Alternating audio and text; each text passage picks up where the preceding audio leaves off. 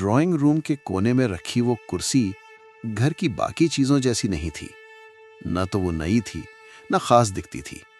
हल्की सी चरमराहट थी उसकी लकड़ी में, बाहों पर समय की घिसावट साफ दिखती थी और पीठ से सटीक दद्दी अब उतनी मुलायम नहीं रही थी। फिर भी उस कुर्सी को घर में एक अजीब सा सम्मान मिला हुआ था।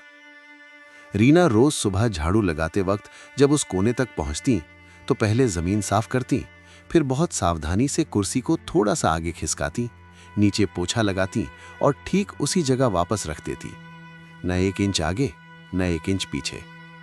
ये उसकी आदत नहीं थी, ये उसकी श्रद्धा थी। वो कुर्सी उसके पति अनिल की थी। अनिल को गए हुए 5 साल हो चुके थे। 5 साल समय के हिसाब से बहुत नहीं, लेकिन रीना के जीवन के हिसाब से एक पूरी उम्र। अनिल की मृत्यु एक सड़क हादसे में हुई थी, अचानक, बिना किसी चेतावनी के। एक सुबह ऑफिस जाते हुए निकले थे और शाम तक सिर्फ एक फोन कॉल बनकर रह गए थे। लोगों ने कहा था, जो हुआ भगवान की मर्जी, समय सब ठीक कर देता है, मजबूत बनो। रीना ने सब सुना, लेकिन किसी से ये नहीं पूछा कि समय आखिर ठीक क्या करता है। अनिल के जाने के बाद घर में बहुत कुछ बदला था। कुछ चीजें जरूरत के हिसाब से बदली गईं, कुछ समझदारी के नाम पर और कुछ मजबूरी में। लेकिन वो कुर्सी, वो नहीं बदली। सुबह की चाय हमेशा 2 कप में बनती थी, एक रीना के लिए, एक अनिल के लिए। पहले पहले लोग टोका करते थे, अब एक ही कप बनाया करो, अपने आप को मत सताया करो। रीना बस हल्की मुस्कान के साथ सिर हिला देती। उसे समझाने की ताकत किसी में नहीं थी, क्योंकि ये चाय सिर्फ आदत नहीं थी, ये स्वीकार न करने का एक छोटा सा तरीका था। उनका बेटा आरव तब कॉलेज में था। पिता की कमी ने उसे जल्दी बड़ा कर दिया था। वो अपनी माँ की खामोशियों को समझता था, लेकिन हर बार छेड़ना नहीं चाहता था। कई बार जब वो रीना को ठंडी हो चुकी चाय सिंक में उड़ेलते देखता तो कुछ कहना चाहता, लेकिन शब्द गले में अटक जाते। कुछ दर्द ऐसे होते हैं जिन्हें ठीक करने की कोशिश ही उन्हें और गहरा कर देती है। समय बीतता गया। आरव ने नौकरी शुरू कर दी। घर की जिम्मेदारियां अब बांटी जाने लगी। रीना बाहर से सब कुछ सामान्य निभा रही थी। वो हंसती थी, त्योहार मनाती थी, रिश्तेदारों से बात करती थी। लेकिन हर शाम जब घर शांत हो जाता, वो कुर्सी उसके सामने खड़ी रहती, एक गवाही की तरह। कई बार वो उस पर बैठ जाती, कई बार बस सामने बैठकर देखती रहती, कभी कभी उससे बात भी कर लेती। आज आरव ने प्रमोशन की बात की थी।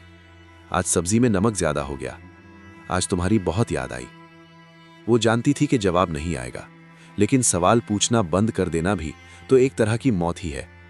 एक शाम आरव ने बड़े सहज ढंग से कहा, माँ, मैं शादी करने की सोच रहा हूं। रीना के हाथ से चाय का कप थोड़ा सा कांप गया। वो मुस्कुरा दी, जैसे पहले से ही जानती हो। लड़की अच्छी है? हाँ। समझदार? बहुत।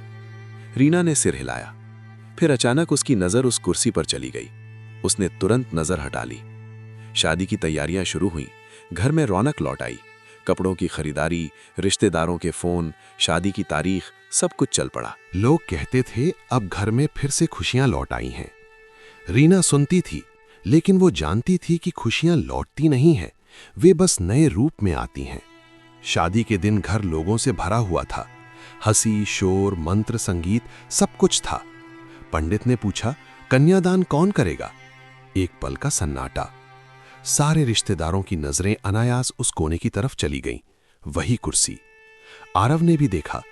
पहली बार उसे वो कुर्सी इतनी भारी लगी। रीना आगे बढ़ी। उसने बेटे का हाथ थामा।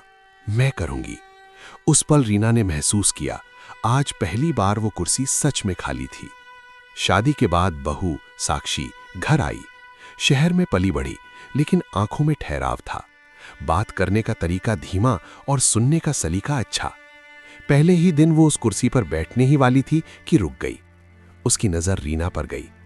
मां, ये कुर्सी? रीना के होंठ खुले फिर बंद हो गए। कई सालों में पहली बार वो कुछ तय नहीं कर पा रही थी। बैठ जाओ, उसने कहा। साक्षी बैठी, थोड़ी झिझक, थोड़ी सावधानी के साथ।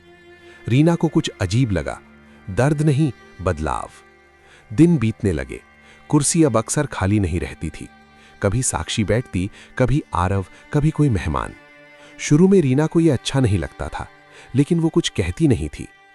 एक शाम साक्षी ने धीरे से पूछा, माँ, पापा की कोई चीज है आपके पास?